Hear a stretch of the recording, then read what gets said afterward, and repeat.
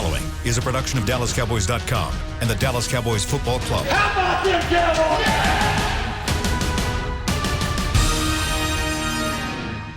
This is Talkin Cowboys.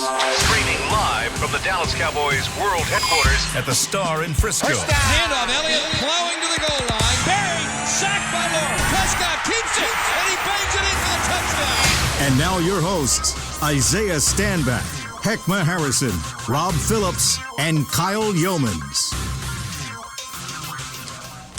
For just the fourth time in 2020, the Dallas Cowboys get to celebrate a Victory Monday, and that's exactly what we're going to do here on Talking Cowboys as Dallas goes up to Cincinnati and takes down the Bengals 30-7, the final score, and what was most arguably the most dominant game from the Cowboys defense this season. They forced 3 turnovers, all of which in the first half, and they take advantage. And hey, how about Aldon Smith? Aldon Smith, a bit of a 78-yard touchdown return on the scoop and score, probably my favorite moment of the 2020 season. But we're going to break it down for you, and we're going to talk about everything that happened in that Cincy game and how it relates to the 2020 Cowboys season, maybe even the 2021 Cowboys season, as we're here inside the virtual SWBC Mortgage Studios, streaming live from the Star in Frisco. Chris Beam doing great work in the back. But Kyle Yeomans with you. Rob Phillips, Isaiah Stanback. And then Heckma Harrison, officially now a pro and college football analyst. So we have something to celebrate here as Heckma Harrison made his ESPN college debut, but now he's back on the pro football side of things. But you also, sir, might have won a Christmas tree, I hear. I think a Christmas tree is on the way to your house, right, Isaiah? Yes, I am a man of my word. I did put out. I came at Heckma. I came at Heckma with a bet. It was for you said the it interest. With your chest. I said it with my chest, and it was in the greatest of interest for the Cowboys, because should my bet have come true, we were definitely due a win. But we still got the win, even without me winning my bet, which is really the ultimate win, because everybody wins that, right? But Heckma, as soon as the game was over, Andy Dalton did not throw for 300 yards. He did not throw 3 touchdowns. So you did, sir, win that bet, and the tree has been ordered, and it will be on your doorstep within days. You know what they say? Well, the millennials say this. Don't come for me unless I send for you, but I appreciate the tree, dog. Do the millennials really say that? That's a new one for me, but I think so. I believe so. I hope so. Yeah, I don't know about that, but yeah, congratulations, Heckma, owner of a new tree. Just so for those of you who may not have listened on Thursday or Friday, the bet was that if Andy Dalton threw for 300 yards and 3 touchdowns, that Isaiah would upgrade Heckma's tree in the background. Heckma's working with his tree. Well, Isaiah ordered the tree. That's what I get for listening to Beyonce. He did that. Yeah. Heckma's tree is being upgraded. And Isaiah, what were the words you told me whenever I asked you how big the tree was yesterday? Oh, I said it won't fit in his area. Yeah, he's got to figure that out. Too big. Was it like a Griswold tree from the damn Christmas Vacation style? He's got to figure it out. Window? He's got to figure it out. He bought the tree up at the what's it called, 30 Rock and Square up in Dallas. I really did it just so his wife could side eye him. That's really why I did it. So his wife could side eye him when it shows up to the door. Like, really, Heckma? What the heck is this? And you know that's what's gonna happen. So I appreciate that as well. Oh, it's going to be a lot of fun hooking that tree up. But, Rob, the Cowboys get the 30-7 win yesterday against the Bengals. Was this the best defensive outing of the season? First of all, I just want to say I was a little nervous getting on with you guys today. Kyle, Heckma, ESPN fame, like I know, right? Me and Isaiah are going to be watching you guys like on a Sports Center commercial one day and be like, "Remember when we knew?" Hey, Rob, I'm just happy that as of right now they're still responding to our text messages. You know, I know. Yeah, they grace us with their presence. Best defensive performance of the season. Probably. I mean, look, they forced fumbles on the first 3 possessions of a game for the first time in 25 years. So, like, that's a big deal. Did they leak some yardage? Yeah, they did. It would have been interesting to see what Cincinnati would have done in the first half with their running game, with Gio Bernard, if they hadn't turned the ball over every time.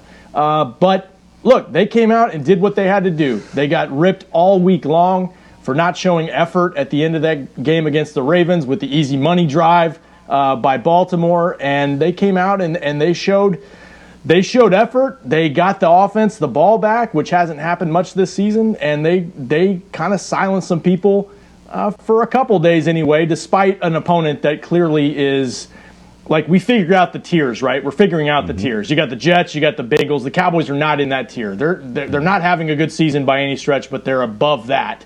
And they showed that, kind of like Isaiah said, this was going to be one of those battle royale games where, like, when it's two teams that are struggling, one team's probably going to smack down the other one, and that's what happened. Well, look, let me just say this, that the Cincinnati Bengals, they out-cowboyed the Cowboys in their first 3 drives. That was, those 3 turnovers is something that we had done previously. It just, not the 3 turnovers, but it just seemed like nothing could get going for that offense. But you're right, Kyle, it did start to look good for our defense, especially when you get Aldon Smith running back fumble for 78 yards. That's just the kind of energy that your defense that has just been getting beat up all year long. That's something to celebrate for those guys. But when you look at the numbers, and I was looking at a tweet from Rob, he's like, look, these guys are on pace. Cincinnati was at one point to have a 400-yard outing. And so there's still some things in our offense that I believe all of you guys would agree that we need to fix, especially, some of those drops by T. Higgins. He was wide open and hit him, and he just boop, boop. He couldn't catch it. So, but it's a great victory no matter how you look at it. I'm sure that defense, they're celebrating it as well. Yeah, this was a huge opportunity for these guys, and they took advantage of it. They went out there, they brought the energy, they tackled well for at least a little bit, and they came and they were hitting. They were flying around and hitting. I know everybody was worried because Wilson, our designated hitter now, at least in the football term, he was out. He was out. He wasn't in the game for us this week. So I think I know at least for myself, I was worried how physical we were going to be on that side of the ball. But everybody came out swinging, and luckily we punched the ball out a few times. So luckily the offensive lineman's butt punched the ball out another time. And, we had Aldon Smith pick up the ball and he worked on his Lamaze breathing. He was out there, he gassed that thing all the way down there. So, that was the change of the game, obviously, early on. And it gave us an opportunity to get ahead and stay ahead. Well, and one of the other big storylines, Isaiah, and you kind of talked about it yesterday on pre- and post-game show, but it was Andy Dalton making his return to Cincinnati, and it really didn't seem like he had an opportunity to actually kind of show out. He managed the game. That's all he's really needed to do in a game like that, but he didn't have the opportunity for the big play, didn't put up some incredible numbers, but he just did the right things along the way. What did you think about Dalton's performance and kind of what he brought to the table as he returned up to Paul Brown Stadium? Yeah, he was balling. I know he didn't hit the 300 yards and the 3 touchdowns like I had bet Heckma, but I think he was on pace for that. I think they had more opportunities. Had they not had the lead that they had, they tried to run the ball a lot more, obviously, to try to run the clock out. But he was throwing the ball on the money. And there was balls. I'm not sure how much people pay attention to ball placement, but that's really the differentiator between good quarterbacks and great quarterbacks. And he was putting his ball on the money. The touchdown pass down in the red zone, he put the ball down low and away, so that if it wasn't a touchdown, it was going to be incomplete. There's a lot of other balls that he put over linebackers, over secondary guys. He was just dropping dimes left and right, and you could see he was focused. But you saw he was focused last week, and he just made all the right decisions this week for this W. And you could tell how important it was to him, especially when you start giving your wife shout outs in the middle of the game. You're feeling good. Oh, he wanted that one, and apparently after the game, teammates and coaches knew he wanted it too. He didn't make it about himself during the week, but they gave him a water douse in the locker room after the game. Awesome. They gave him the game ball, and obviously that was an emotional moment, signaling to his wife Jordan. They were a big part of that Cincinnati community, so it had to be weird for them going back as the opponent. But Isaiah, that 15 play 88 yard drive that they had for a touchdown in the second quarter. That's Andy Dalton's best drive, I think, as a Cowboy. And I think he hit 5 different receivers on that drive. And we found out pretty quickly that Cincinnati really couldn't cover Amari Cooper in this game, and really not CeeDee Lamb either, working from the slot. And their connection. You almost have to qualify this game a little bit, or some people will, because Cincinnati is a bad football team. But they came out and did what they were supposed to do. It was a good performance by the offense. Ekma? No, I felt good about the performance. I felt like Andy Dalton was poised. I really felt good about what Philbin Moore and Coach Mike McCarthy did as far as setting up protection. You saw them play a lot of cover 12, 12 personnel. Also, just putting those tight ends on the same side of the ball. Also shoring up, the running game and just continuing to move the sticks in drives. I really appreciated Zeke and his ability to continue to move the chains as well. I thought they did a really good job of bringing in Tony Pollard with it. I know there were some questions about, Zeke coming in health-wise, but he did his best, and I think that they saved him by incorporating Pollard, which he had a few gash runs in there also. But you're right. I mean, he was just serving it around to all of his receivers, except for that one big miss to Amari Cooper. They panned to the sideline, and you could tell both of them when they had those MacBook or the Pros, whatever they're holding, and just saying Microsoft Surface. The Surface. Yeah, and they just said, "Look, you missed me right there," because that was a sluggo that was wide open, and that could have been the cherry on top for Andy Dalton. But either way, I'm sure he'll take the victory the way it was.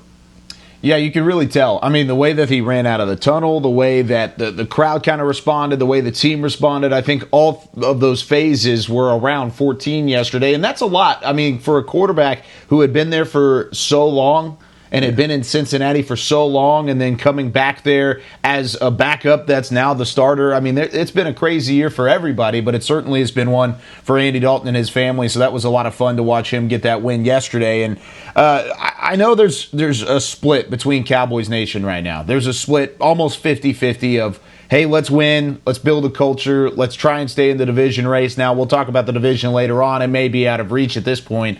But there's the other half that wants to tank for draft picks and team tank, and let's stay with the number 3 overall pick, and that's now not in the picture anymore. But with all of that being said, Rob, why was this a win that was a positive thing for the Cowboys? Why was it good that they went out and got the W? I mean, imagine if they'd lost this game. Think about the alternate to it, right? Like, I mean, I know a lot of people are.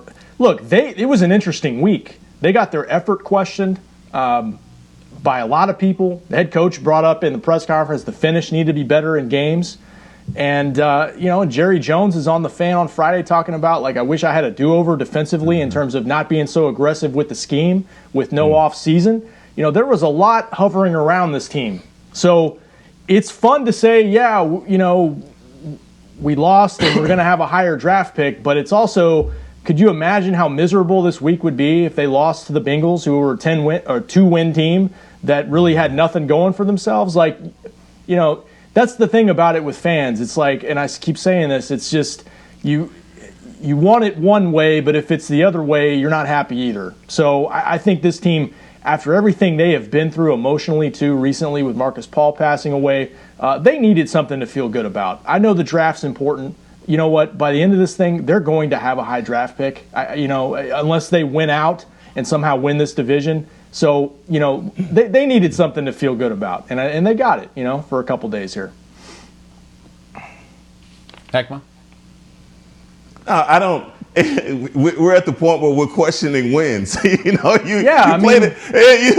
Herm said. Herm Edwards said, "You play the game to win." Hello, it's like you go out there and you do it. And it's just like for this whole sect that believes that this team should just purposely go out to try and lose games. That's just not the reality of the sport that we play. I know, looking at Cincinnati, I started to question them yesterday about if they were organically tanking or not with those fumbles in the first quarter. I mean, you can't make this. You can't make this stuff up, right? But it's just, to me, I felt as far as the defense was concerned, they needed that. Our offensive line, that's been obviously, it's been journaled. They've been decimated by offense, by injuries. They played well together. I mean, although they gave up 2 sacks yesterday, you could tell that those max protect and a lot of the things that they were doing to keep Andy Dalton upright were working for this offensive line. I mean, and again, defensively,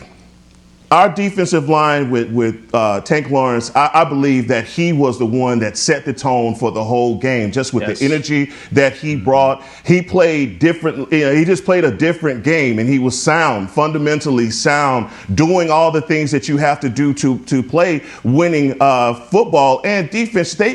Look, man, they shored up a lot of the things that we had saw that they were doing wrong in the running game. Although they were giving up some yardage, they were not giving up those big chunk plays like we had seen them do in Baltimore, right? And so, although when the one big chunk, I guess it was a touchdown in the third quarter, I believe it was negated by a holding penalty, thank God, on Jalen Smith. But still, I felt good about the defense. And my man, Antoine Woods, Mr. I will dive on any pile, number 99. Macho Man Randy Savage off the top rope, baby. Loved it. You can't make this stuff up, man. It's just 2020 in a nutshell. It's him, Antoine Woods, diving on a pile, bro. That was so funny. That was awesome. That was another so Brian Dawkins funny. right there. Another Brian Dawkins shout out. Yeah. Weapon X. He actually retweeted me last night. I think I mentioned it like off the top rope, and he gave me a Randy Macho Man Savage gif last night. What's up? He enjoyed himself. That was good. Yes, he did. Awesome. It is good. Isaiah, what do you think about the Cowboys scenario here?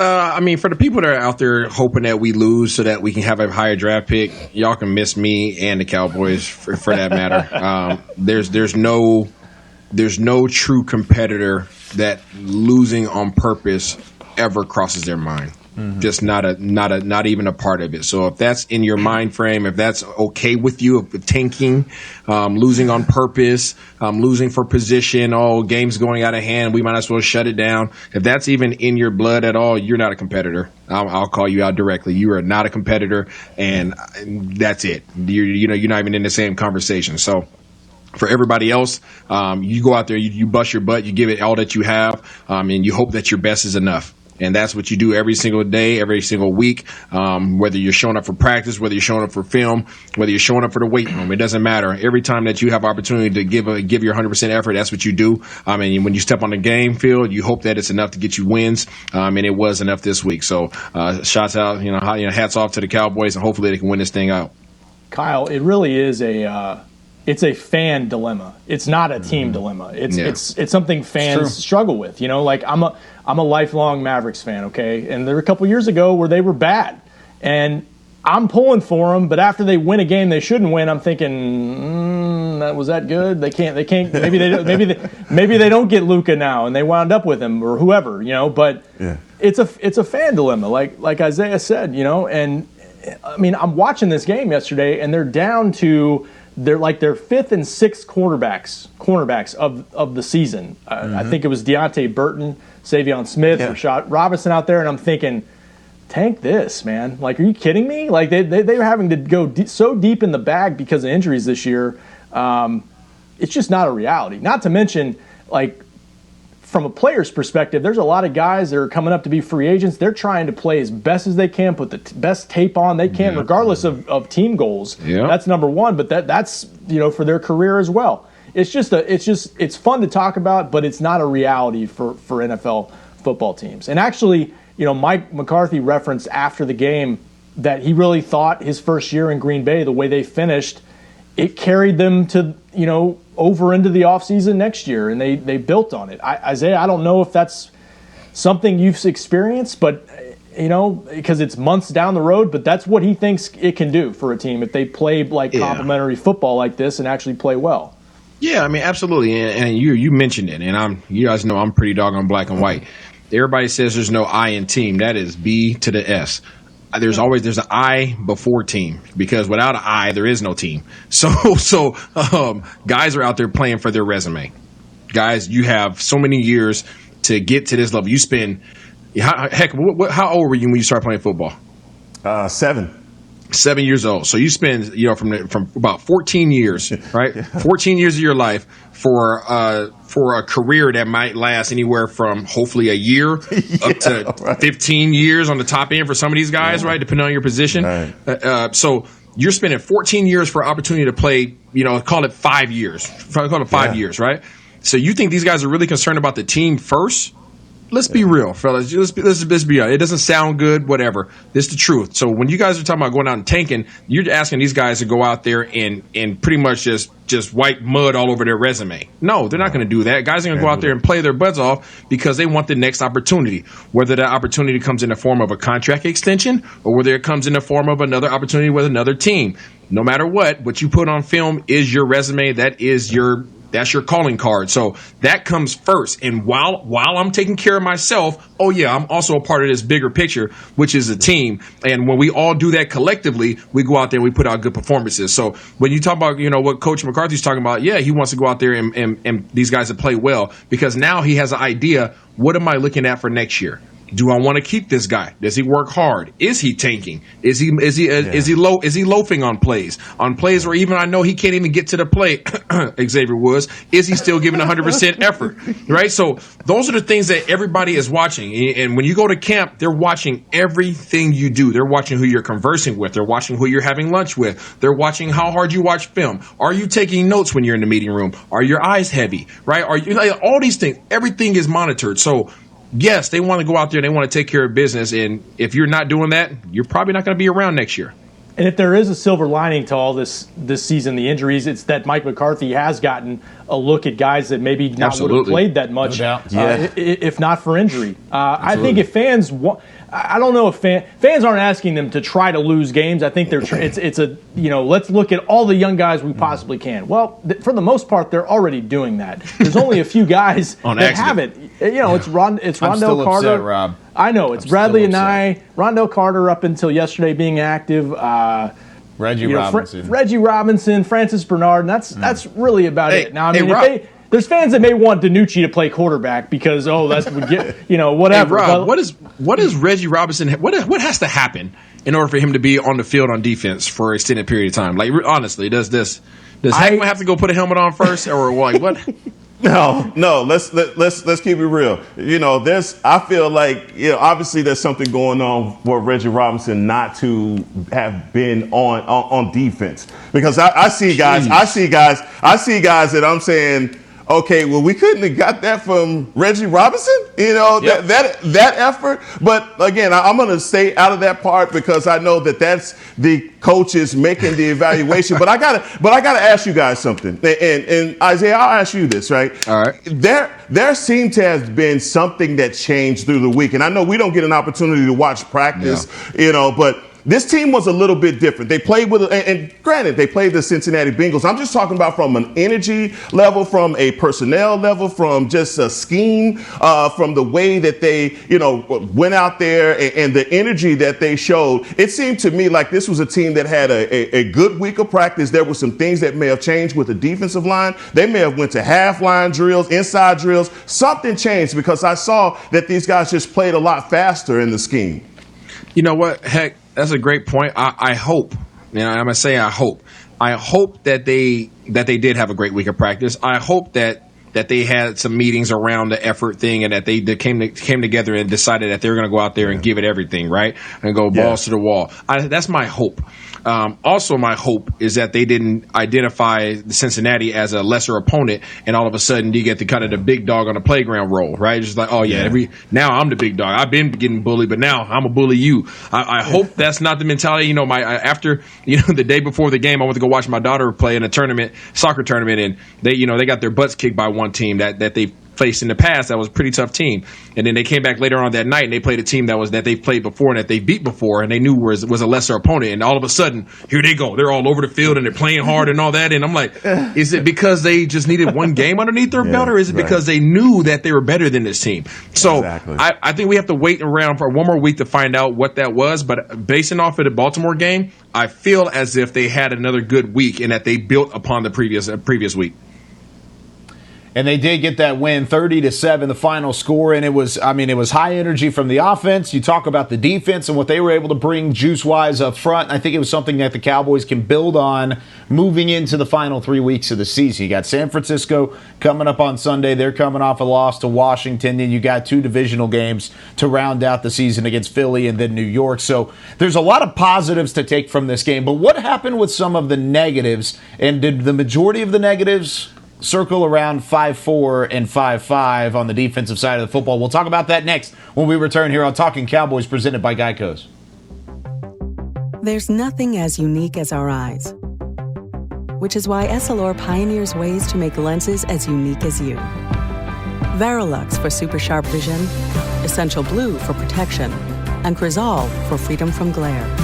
3 cutting-edge solutions in a single unique lens. So whatever your needs, insist on Essilor. Visit your local Essilor experts and find the perfect lens for you. See more, do more, Essilor. Since 1865, Stetson hats are American-made with pride right here in Texas. And Stetson is proud to be on the field with America's team. Want to show your Texas and team pride too? You can. By purchasing your own Stetson, you can look just like how the flag guys do on field at every home game. Stetson hats, the official crown of all self-respecting Cowboys, and your favorite football team. Get yours today at shop.dallascowboys.com or at stetson.com. I'm Jay Novacek, former tight end for the Dallas Cowboys. Back in the day, I was the guy who always got the tough yards, and that's why I run with John Deere today. In fact, I have a John Deere 3025E tractor that can handle any yard work I need to do, even the tough yards way out back. So if you have 1 acre or 1,000, John Deere has the equipment that's just right for you. Visit a John Deere dealer today and run with us. We are the official tractor provider of your Dallas Cowboys. Dear, it's 1908. Don't you think we should get electricity? And stop using candles to see at night. It's just electricity lights up the room fast. It's more reliable than candles blowing out, and people seem to love it nationwide. Well, candles are... Dear, did you just run into the wall? Nope.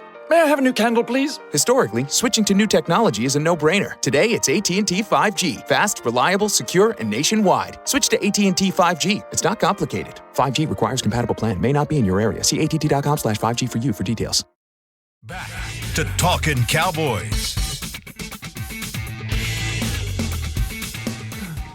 Back here on Talking Cowboys on a Victory Monday following the Cowboys' 30-7 win over the Cincinnati Bengals. And with Essilor lenses, you will see every exciting play. Book an appointment at your local Essilor experts and see what Essilor can do for you. See more, do more, Essilor. As always, here on DallasCowboys.com and Talking Cowboys presented by Geico. I got to get me some Essilor lenses. I'm tired of these old glasses. I need some new ones. I got to give me some Essilor lenses. Just want to throw that out there so I can wear them on pregame and postgame and everything else in between. We'll work on that. Yeah, we'll get something done. Come on, right? Pete. Rob P. Island is doing work over there and making sure that we're all taken care of. But always. All right, so the Cowboys got the win, and it was a dominant win. And the Cowboys, of course, take down the Bengals 30-7. But there were some negatives. We talked a lot about the positives, but I do want to spend a couple of moments here to see what the Cowboys need to fix going into Sunday's matchup with San Francisco and then moving forward the final couple weeks of the season. So, Isaiah, I'll start with you. What did you see yesterday that stuck out as something that the Cowboys have to turn around? I'm going to go right back to them linebackers, man. That second level, these guys were not where they're supposed to be, or maybe they are where they're supposed to be, and then they jump out of where they're supposed to be. I know there's one play in particular where LVE I don't understand it. He was in the hole. The fullback came at him like old school, right? Like you talking about Daryl Johnson and freaking Ken Norton, right? Just in the ISO. hole. Right? Yeah, just ISO. Boom. Like, once he coming at you, you know it's on. This is what we doing. Yeah. And LVE looked at him, he said, yeah, and then he ran around him. And he ran around the opposite hole. He was in the A gap originally, about to go head up with the fullback, ran through the B gap, ran back around the offensive lineman, came around and tried to grab him by the ankles. And I just looked at that, and I'm like, where's the physicality? Where's the physicality? You're jumping around holes. That's not what you do as a linebacker, especially a team that's running the defense we're running, where we only have a couple of linebackers in the game anyway. You have to be physical. We rely on you to be that. So I was still disappointed in that play and others that I saw, him and Jalen. They have to figure it out, man. They're more physical than that. They're more aggressive than that. They showed flashes yesterday. They did show some flashes of what we saw a couple years ago when they were running around and you saw the guy swiping and howling. But it wasn't enough. I agree with you, Isaiah. One of my old coaches called it the matador technique. When you the ole technique, man, you don't want no parts of it. And I don't know what that was about, because if he would have been able to make that tackle based off, they could just send him straight to the Hall of Fame if that's how he's going to do it for the rest of his career. But I mean, there was a lot of things. I mean, when you talk about our secondary and just guys playing where they're supposed to be, and obviously with the injuries and all of that, you kind of, you hesitate to be overly critical. But these guys are professionals. They're being paid to play this game. So I saw a lot of that. It's still in the secondary where these guys are taking bad angles.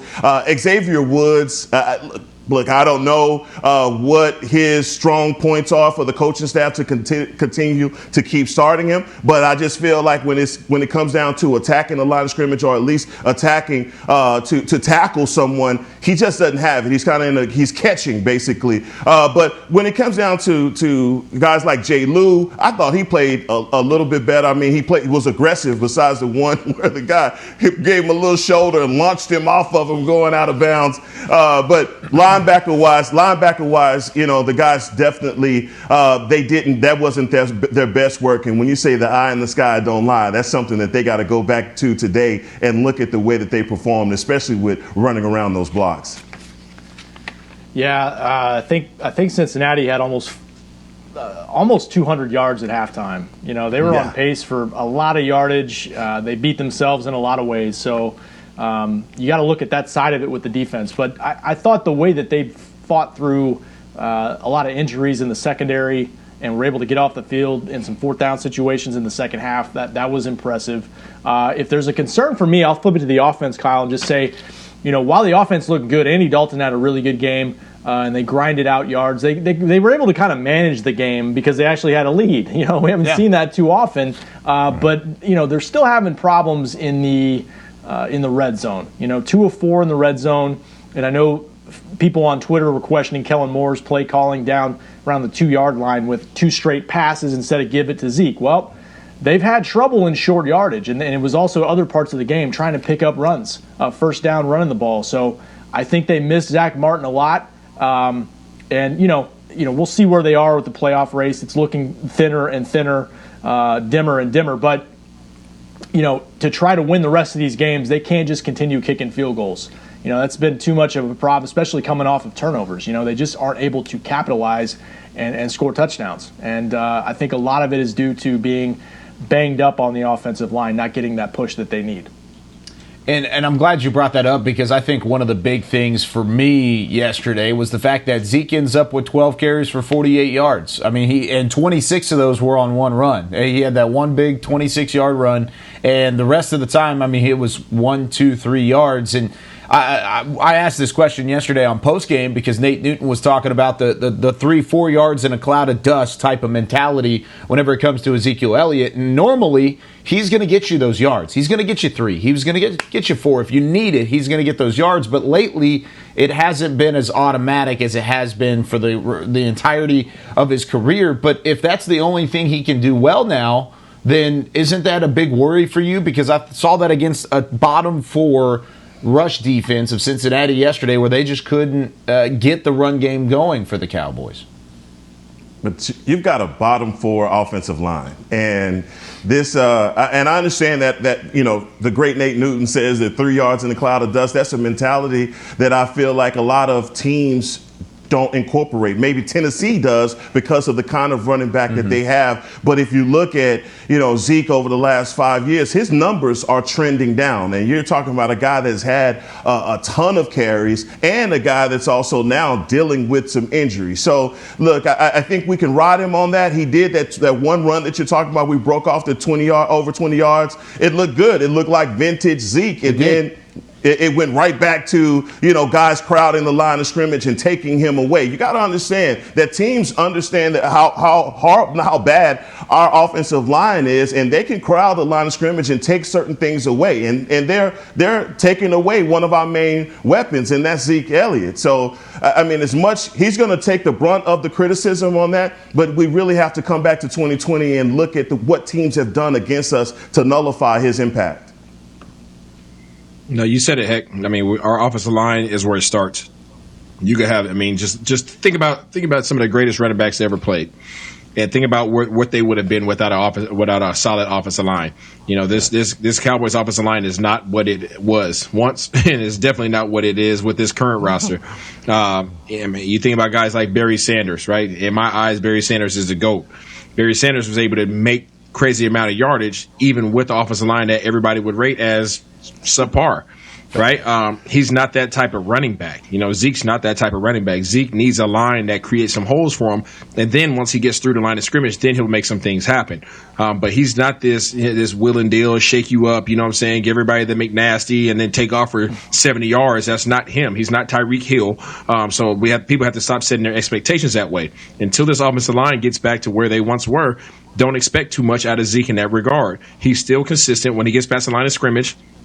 He's still falling forward. He's still running cats over. He's still doing those things. No, he's not breaking for 40 yards. He's got a couple years under his belt. Yeah. Now, but is he being worth the $90 million contract he's been given? Because I think that's the biggest worry. Sure, he does things right. He does these little things good along the way, but whenever it comes to the money he's being given, he's not being paid to be a subpar or below average back. He's being paid to make plays and change the game and be elite. And that's not necessarily so. So my question is, who's calling him subpar or below average right now? The things that Zeke does well, he still does well. Or even average. What I'm saying is, people are asking him to be Superman right now when that's never been his style. But that's what his contract says. His contract says do what you kept doing, which was run behind this great offensive line, and when they get through the hole, run some cats over and make some dudes miss. That's what his contract says. Not all of a sudden, now you're playing with the third string offensive line. Now we need you to become Barry Sanders. No, that's not in his contract.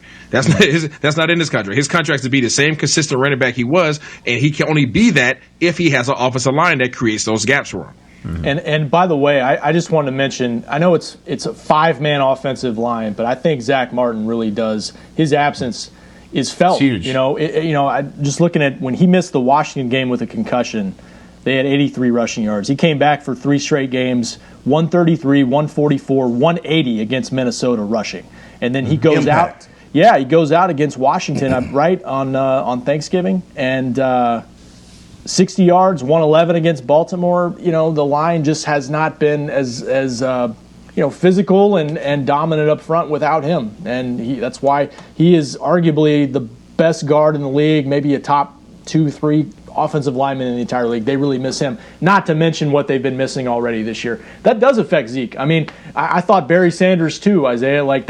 Barry Sanders made something out of nothing throughout his career in Detroit, but every great running back still needs the best line possible to make things happen. My argument, Rob, is this, and whenever this conversation comes up around Barry Sanders, so since we're talking in the context of like Zeke, if you took Emmitt Smith, no disrespect to Emmitt's amazing. If you took Emmitt Smith and put him on Detroit back in the day, what would Emmitt have been? Maybe not Emmitt. Mm-hmm. He would have been the all-time leading rusher. Maybe not Emmitt. Same person, right? Same capabilities. Yeah. Different situation because of what the offensive line presents you. Now, do the opposite. If you take Barry Sanders, an elusive running back, right, a play-making running back, put him with the Cowboys offensive line at that time, does he have the same stats as he had in Detroit? No, I got something for you.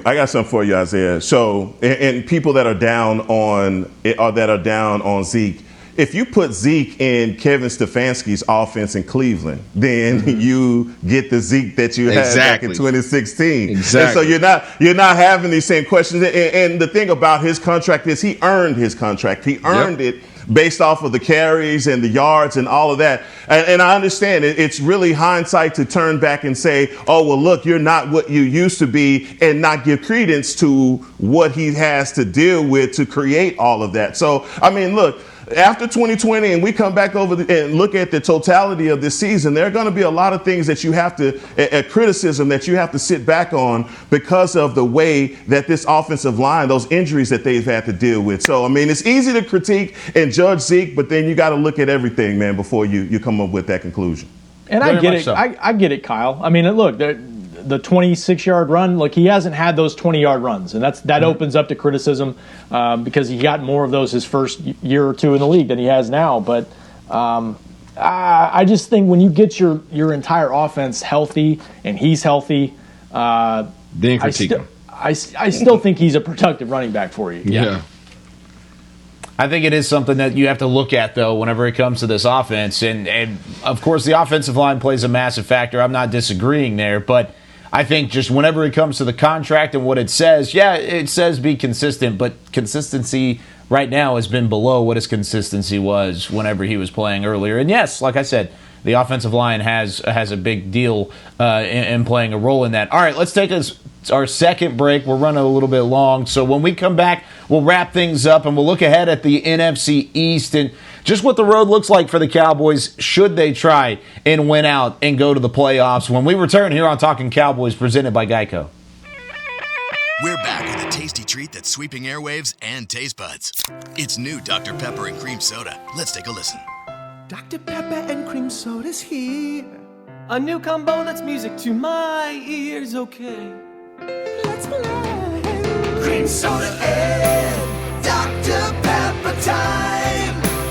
Pour it in a glass of ice. Music to my ears and mouth. New Dr. Pepper and Cream Soda. A delicious duet. There's nothing as unique as our eyes, which is why Essilor pioneers ways to make lenses as unique as you. Verilux for super sharp vision, Essential Blue for protection, and Crizal for freedom from glare. 3 cutting-edge solutions in a single unique lens. So whatever your needs, insist on Essilor. Visit your local Essilor experts and find the perfect lens for you. See more, do more, Essilor. The Cowboys way, where 16 Hall of Famers and 5 championships shows us what success looks like. Where turkey is always the second best part of Thanksgiving Day. Where we are all defined by one single thing, the star. Where we as fans know it's our job to keep the tradition going. Bank of America is proud to be the official bank of the Dallas Cowboys and to support the quest of living life the Cowboys way. Copyright 2020, Bank of America Corporation. Dear, it's 1908. Don't you think we should get electricity? And stop using candles to see at night. It's just electricity lights up the room fast. It's more reliable than candles blowing out, and people seem to love it nationwide. Well, candles are... Dear, did you just run into the wall? Nope. May I have a new candle, please? Historically, switching to new technology is a no-brainer. Today, it's AT&T 5G. Fast, reliable, secure, and nationwide. Switch to AT&T 5G. It's not complicated. 5G requires compatible plan. May not be in your area. See att.com/5G for you for details. Back to Talkin Cowboys. Final couple minutes here of Talkin Cowboys, and of course, whether you're listening to Talkin Cowboys, you're working out, or maybe even watching highlights or trading those DraftKings fantasy players with those quiet comfort earbuds, you'll experience audio at a whole new level from Bose. Make sure and go check out your Bose quiet comfort earbuds, much like Heckma Harrison is rocking as always. I got my Bose Quiet Comfort headphones on. These are the headphones. Got the big over-the-ear ones. I don't have those earbuds. I wasn't fancy enough to get those, but love my Bose, and we use them all the time here on Talkin Cowboys, presented by Geico. Kyle Yeomans, Isaiah Stanback, Heckma Harrison, and the great Rob Phillips. And well, guys, it doesn't look good whenever it comes to the NFC East anymore. We got to Week 15 before we said, oh, well, the Cowboys are in a bit of trouble.